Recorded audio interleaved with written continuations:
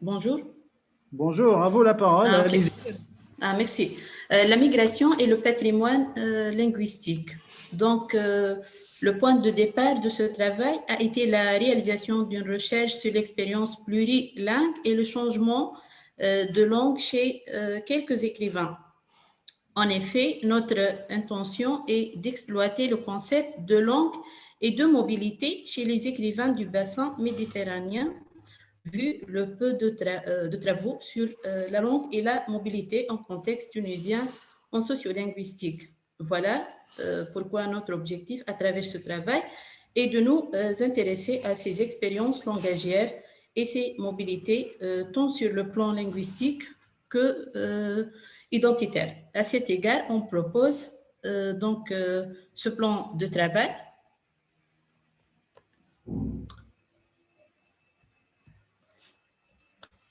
Voilà, donc l'introduction, l'expérience plurilingue et la mobilité des écrivains, une approche sociolinguistique avec 3 sous-titres. Qu'est-ce qu'une approche sociolinguistique? Présentation du corpus, parcours des écrivains avec la mobilité, vers une cartographie des langues et des mobilités, parcours et langues, le plurilinguisme tunisien vu autrement, stratégie et bricolage identitaire, conclusion et perspective. L'introduction, donc les flux migratoires, les mobilités choisies ou subies et les patrimoines ressources culturelles et linguistiques sont de plus en plus considérés comme des enjeux importants. La sociolinguistique nous affirme que toute mobilité géographique s'accompagne généralement d'une dynamique plurilingue, dans la mesure où elle entraîne un développement des répertoires langagiers. En effet, la mobilité entre le pays d'origine et le pays d'accueil offre des opportunités de contact et de socialisation langagière qu'il convient d'appréhender et de mettre en valeur. Afin de traiter donc ce double dynamique spatiale et langagier, on analyse l'expérience de pratiques plurilingues d'un certain nombre d'écrivains du bassin méditerranéen. On étudie la manière à travers laquelle ces auteurs font appel à une sorte de convergence de circonstances pour se reconstruire et se recomposer dans la pluralité en partageant un même territoire linguistique et un territoire géographique commun, c'est-à-dire la Méditerranée. Qu'est-ce qu'une approche sociolinguistique?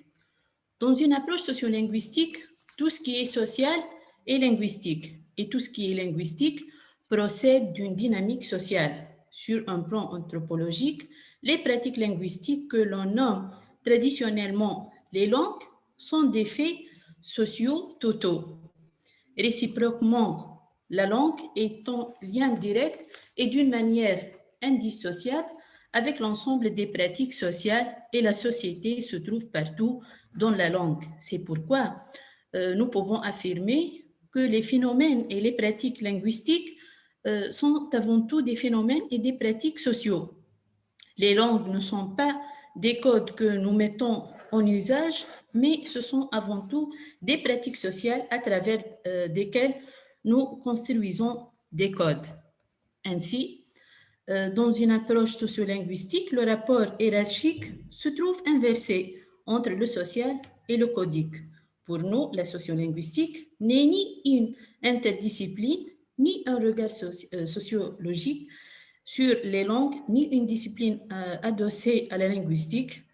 C'est plutôt une science qui décline les méthodes alternatives et qui permet d'étudier les pratiques linguistiques d'une autre façon à partir d'un entrée sociale, consacrant ainsi une altère linguistique.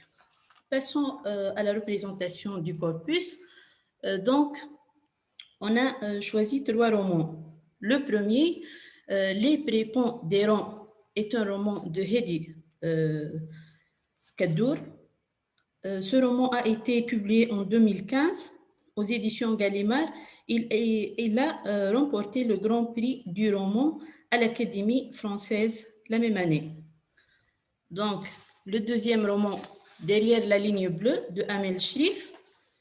Ce roman a remporté aussi le prix Zubaida Bachir pour les écrits des femmes tunisiennes pour l'année 2019 dans la catégorie du prix de la créativité littéraire en langue française. Troisième roman, Merminus, infinitif de Samir Makhlouf. Ce roman a remporté le prix Comar d'Or pour l'année 2020. Merminus, c'est un jeu de mots entre mer et terminus. C'est une sorte de terminus qui se trouve en mer. C'est une explication qui se trouve très détaillée dans le livre. Infinitif signifie tout simplement qu'il n'a pas de fin. En fait, cela veut dire littéralement que c'est plutôt un terminus qui se trouve en mer et qui n'a pas de fin. Donc, nous allons tenter de retracer l'expérience de ces écrivains avec les langues et les mobilités en répondant aux questions suivantes. Comment les langues et les mobilités s'ordonnent-elles chez les écrivains? De quel type de mobilité s'agit-il? Quel rôle a joué la société d'accueil et d'origine dans cette expérience? Qui sont les co-acteurs de la mobilité et comment s'élaborent les stratégies et les bricolages identitaires mis en œuvre pour s'adapter par rapport à soi et par rapport à l'autre. On passe à parcours des écrivains avec la mobilité. Dans cette première phase, nous traiterons essentiellement la mobilité du parcours de ces écrivains en nous focalisons principalement sur le motif, la durée du projet et l'organisation des déplacements. Oui. Nous atteignons donc trois résultats. Premier résultat, la plupart d'entre eux, de ces écrivains, ont vécu une diversité d'expériences migratoires où la France et le français sont très présents, qu'il s'agisse d'une histoire personnelle ou d'une histoire scolaire. Deuxième résultat, nous avons constaté que la plupart des écrivains témoignent de multiples expériences concernant les langues et les mobilités. Ils entretiennent une relation forte et symbolique avec le français et la France, soit parce qu'ils en étudient en France, on écrit pour la première fois en français ou parce que leurs premiers ouvrages ont été traduits pour la première fois en français. La France a été un pays d'accueil et même un pays d'adoption. De ce fait, la langue française a été une première langue, une langue d'enseignement ou une langue de travail. Troisième résultat, dans les romans, les écrivains évoquent également le concept de capital de mobilité qui se constitue au fil de ces expériences ainsi que les stratégies mises en œuvre pour s'adapter vis-à-vis de l'autre et de soi. De ce fait, les stratégies induisent les bricolages identitaires élaborés entre eux sous forme d'empreintes ou rejet, d'ouverture ou fermeture et de métissage. Vers une cartographie des langues et des mobilités. Parcours et langues. C'est dans cette partie que nous allons voir de plus près comment les déplacements géographiques ont participé à configurer le capital linguistique de ces écrivains. Comment et de quelle manière s'est opéré le contact avec le français dans le pays d'origine, dans le pays de passage ou dans le pays d'accueil. Quel rapport entretiennent ces écrivains avec le français avant et après l'expérience de mobilité? Nous pouvons constater que les auteurs connaissent une pluralité linguistique au cours de cette expérience migratoire et ont un large capital plurilingue. Les premières langues citées dans ces œuvres sont l'arabe, les dialectes arabes, le français, l'anglais et l'allemand. Dans quelques pratiques d'écriture aussi, les auteurs n'excluent pas le recours à la langue arabe, les dialectes, les noms propres, les proverbes et les expressions idiomatiques. Les profils de ces écrivains mettent en lumière des déplacements effectifs et symboliques qui ont favorisé la rencontre avec l'autre. Nous pouvons citer également des politiques linguistiques familiales et institutionnelles qui ont favorisé le plurilinguisme et le passage entre deux, voire plusieurs langues chez ces écrivains. Le multiple devient un paradigme constitutif des nouvelles structures sociales dans le monde entier. Il invite à réfléchir sur la question nationale qui est à l'origine de toute reconnaissance de l'autre. Le plurilinguisme tunisien vit autrement. L'une des questions centrales qui se pose lorsqu'on théorise les pratiques linguistiques comme des pratiques sociales est celle de la pluralité linguistique qui suggère un champ plus élargi que celui porté par l'expression diversité linguistique. Cette pluralité linguistique ne désigne pas uniquement des langues juxtaposées, mais s'ouvre en même temps à la diversité interne des langues et à l'ensemble des pratiques et formes d'une seule et même langue. C'est le cas, par exemple, du français à l'intérieur duquel existe toute une pluralité et de nombreuses manières de le pratiquer, qui varient dans le temps et dans l'espace, selon la situation de communication, les milieux sociaux et les individus. Le concept de pluralité linguistique présente l'avantage d'inclure l'hétérogénéité linguistique des ressources de communication, des relations humaines et des différentes formes de construction identitaire. À ce niveau, se pose la question suivante. Comment font les individus et les sociétés pour construire de la relation collectivement et individuellement exister, être au monde, vivre ensemble et construire du social à partir de ressources qui ne sont pas communes ou qui sont partiellement communes et parfois partiellement divergentes. Autrement dit, comment faire pour se servir de ces ressources extrêmement diverses et extrêmement fouillantes pour communiquer et construire des relations humaines entre les individus qui, de par leur nature humaine, sont forcément différents. Cette approche nous permet de mettre en perspective nos propres choix épistémologiques consistant fondamentalement en une vision intégrative du plurilinguisme tunisien qui vit en coexistence pacifique, une sorte de dialecte de l'un et de multiples.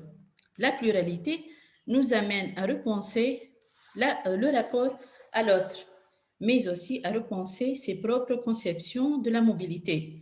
Arrivé à ce stade de notre réflexion, il est nécessaire de présenter les bricolages identitaires.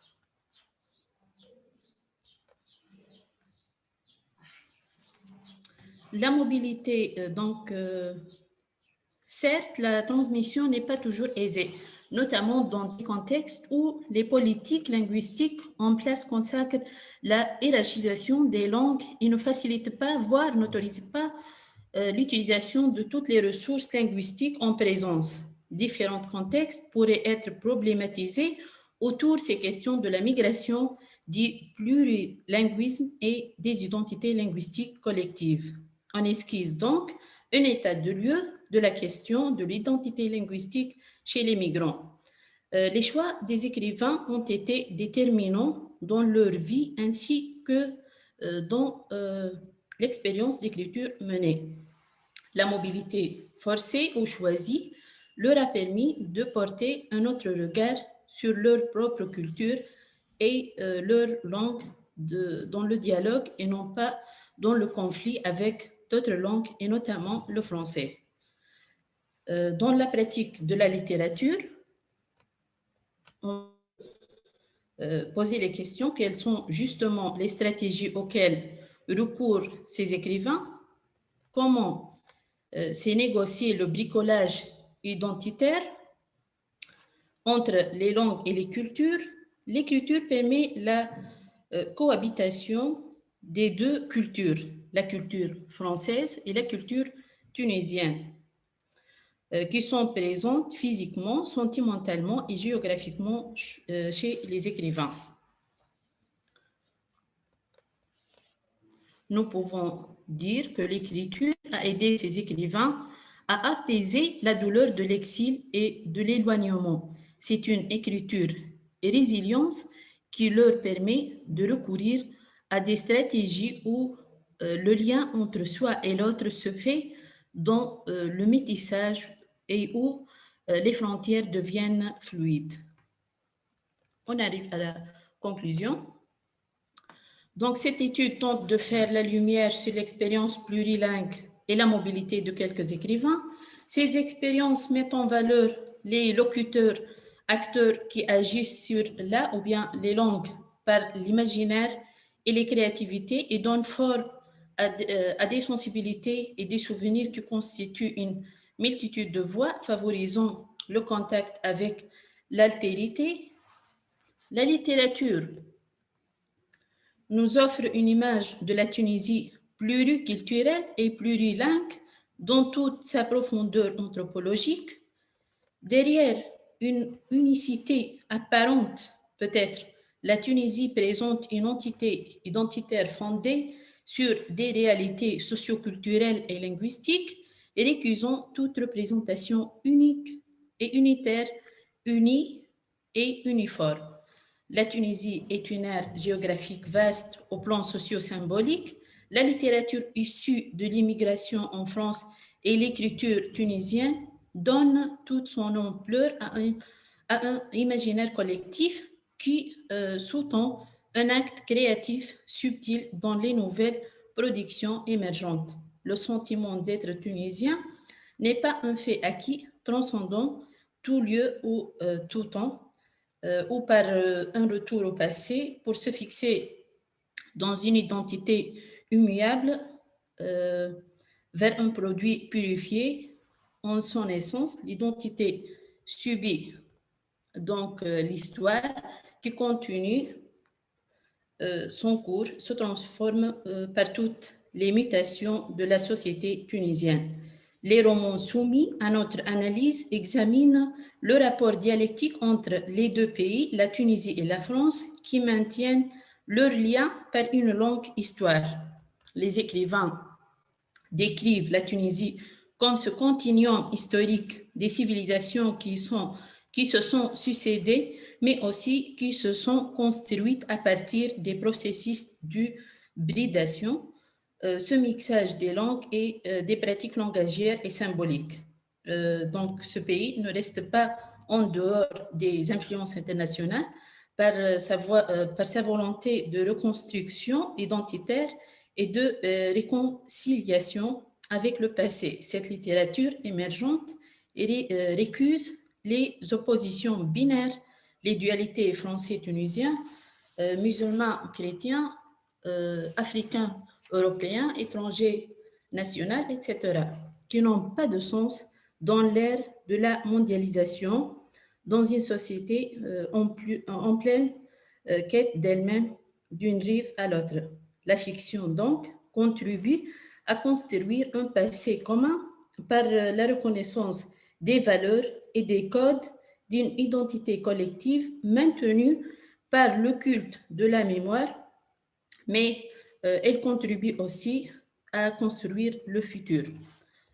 On arrive à présenter les perspectives, quelques perspectives. Donc, on peut penser ensemble à des projets tels qu'un portail virtuel intelligent pour ces œuvres, les écrivains plurilingues ou bilingues, des projets numériques pour la préservation des langues, cultures d'origine, des sites web plurilingues pour les migrants, des applications mobiles pour les enfants, etc. Des dictionnaires électroniques des dialectes tunisiens, des atlas linguistiques, des cartographies des langues et des mobilités. Il faut notamment, dans cette perspective, encourager des associations à se constituer pour protéger ce patrimoine, le diffuser et provoquer des échanges avec les autres pays de la Méditerranée. Donc, de nos jours, De nombreuses organisations internationales comme l'ONU, l'UNESCO, Conseil de l'Europe, appellent dans leurs chartes respectives les États à veiller à la préservation de ces patrimoines ressources et à faciliter les mobilités des biens et des personnes. Ces recommandations révèlent sûrement l'importance de la transmission des langues au sein des familles et incitent à la préservation du patrimoine linguistique et culturel des populations issues de l'immigration. Merci pour votre attention.